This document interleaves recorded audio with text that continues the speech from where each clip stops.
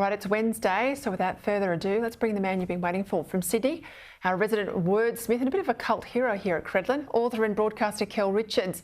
I thought we might start, helped along by Brent from Perth, with a little bit of a budget week word and a lecture word too, pork barrelling. What's the background to that one, Kel?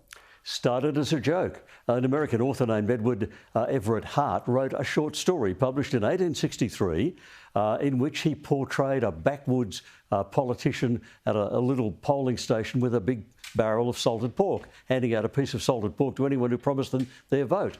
But it was a joke. It was just a funny short story. 10 years later, after the American Civil War, it was taken seriously. And newspapers started using it as a serious metaphor for government spending that was intended to buy votes. And it's been used that way since 1873.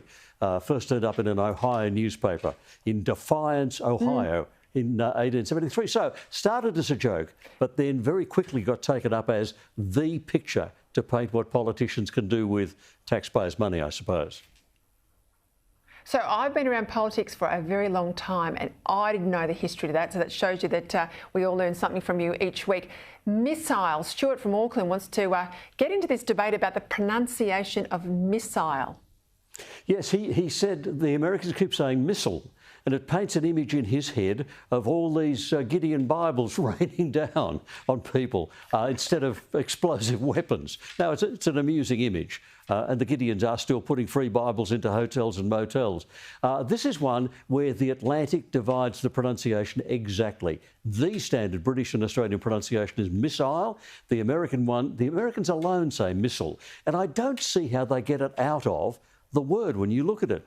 I mean, the ILE ending, they normally pronounce. You look at a city like Mobile, Alabama, they make a big play of the ILE at the end of Mobile, Alabama, and then suddenly they look at missile and say, oh no, we'll throw away the last syllable, we won't say it, we'll call it missile.